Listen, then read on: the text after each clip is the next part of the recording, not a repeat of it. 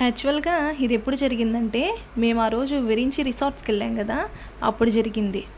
మేము వచ్చే దారి ఒకటి, వెళ్ళడానికి మాత్రం వేరే దారిని చేసుకోవాల్సొచ్చింది. ఎందుకంటే, మేము పొలాల దారిలో నుంచి వచ్చాము. వచ్చినప్పుడు వచ్చేటప్పుడే ఇవి కొంచెం ఇబ్బంది పడ్డామన్నమాట. వర్షం పడి ఉంది. ఆ వర్షంలో, బురదలో కొంచెం బైక్ డ్రైవ్ చేయడానికి ఇబ్బందిగా అనిపిచ్చింది. అప్పుడు మేమేం ఆలోచించామంటే, ఇంకా ఆ దారిలో వద్దులే వేరే దారిలో వెళ్దాము అనుకున్నాము. వేరే దారిలో వెళ్ళటానికి వేరే ఊరు మీదుగా వెళ్ళే దారి ఒకటుంది. కానీ అది లాంగ్ అవుతది మా ఇంటికి రావడానికి. సరే ఇప్పుడు ఈజీగా ఎలా వెళ్ళాలి ఇంటికి, తొందరగా ఎలా వెళ్ళాలని ఆలోచిస్తే ఇందా ఫారెస్ట్‌లో దారుంది గదా! వర్షం పడినా గానీ ఈ దారి బానే ఉంటది గదా!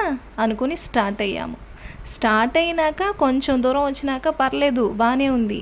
ఇంక లోపలికొచ్చేసరికి ఎలా ఉందంటే మొత్తం చీకటి. ప్లస్ చెట్లు కూడా గుబురు గుబురుగా ఉన్నాయి.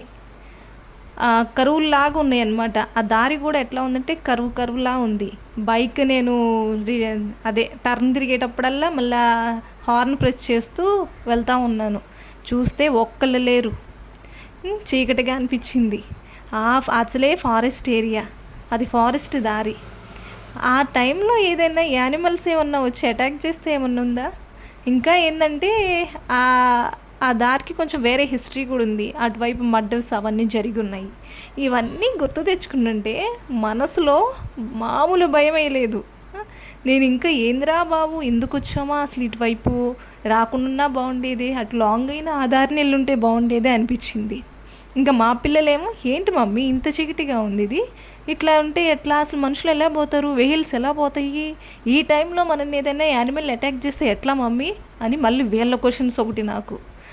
నేనే పైకి లోపల భయపడతా ఉన్నా కానీ పిల్లలకి ఏదో కొంచెం ధైర్యం చెప్పాలి కాబట్టి ఏం కాదులే అది ఇదని చెప్తా వచ్చాను. ఇంకా మనుషులు కూడా ఎవరు కనిపించట్లేదు. నేనేం చేస్తున్నా, ఎవరన్నా ఏదైనా వెహిల్స్ వస్తాయేమో, ఎవరన్నా వస్తారేమో, వెహిల్స్ వస్తే మనకి కొంచెం ధైర్యంగా అనిపించింది కదా, చూస్తూ ఉన్నా. ఆ ఒక్క వెహికల్ కూడా రాలేదు ఆ టైంలో. జనం ఎవరన్నా కనిపిస్తారేమో అనుకున్నాను. అక్కడక్కడ 2-3 అబ్బాయిలు కనిపించారులే కానీ ఏముంది ఆ టైంలో ఎవరు కనిపించినా కానీ అటాక్ చేస్తే మనం ఏం చేయలేము. ఇంకా ఆ ఏరియా అలాంటిది. మనం పెట్టుకున్నా కానీ ఎవ్వరు రారు. సో ఇంకా నాకు అప్పుడు మనసులో అనిపించింది, బాబోయ్ ఇలాంటి మిస్టేక్ ఎప్పుడూ చేయకూడదు. ఎంత దూరమైనా కానీ నలుగురు ఉన్న బాటలోకి వెళ్ళాలి కానీ ఇట్లా ఒంటరిగా వస్తే ఏదైనా జరిగితే ఎవరు మనల్ని కాపాడతారు ఆ టైంలో. మనం ఎంత పెద్ద తోపైనా కానీ అలాంటి ప్రదేశాల్లో ఎవరు కాపాడలేరు మనల్ని. మనం కూడా కాపాడుకోలేము ఆ టైంలో. అట్లా ఉంటుంది మరి. తర్వాత నేను ఇంకా చూస్తున్నా ఎప్పుడు వస్తుందా ఇంకా వేవ్ ఎప్పుడు వస్తుందా అని. యాక్చువల్గా అది అంత దూరం ఉంటుంది అనుకోలేదు, దగ్గరే అనుకొని వచ్చేసాము. ఏముందిలే స్పీడ్గా పోనిస్తాం కదా, 1 or 2 minutesలో బయటికి వెళ్ళిపోవచ్చులే అనుకున్నాను. కానీ డ్రైవ్ చేస్తుంటే తెలుస్తుంది కర్వ్స్ వస్తున్నాయి, ఇంకా దూరం ఇంకెంత అని మనసులో అయితే భలే భయం వేసింది.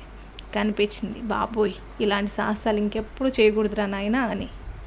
చూస్తున్నాను ఇంకా ఎవరైనా వస్తారేమో, కొంచెం ధైర్యంగా అనిపిస్తుంది మనసుకి అని. ఎంతసేపు చూసినా కానీ ఎవరు రాలేదు.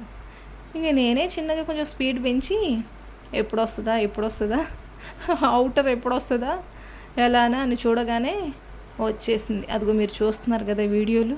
ఇంక బయటికి రాగానే మనసు కొంచెం ప్రశాంతంగా స్థిమితంగా అనిపించింది జనాన్ని చూడగానే. అమ్మయ్య వచ్చేసారా బాబు, ఇదేంట్రా ఇంత లాంగ్ ఉంది అసలు. చెప్తుంటారు మామూలుగా అవే ఎంత ఉంటుంది 2 kilometers or 3 kilometers అని ఉంటుంది, కానీ ఇంత లాంగ్ ఉంది ఏందా అనిపించింది. ఈ విషయం మీతో షేర్ చేసుకుందామని నేను ఈ వీడియో చేశాను.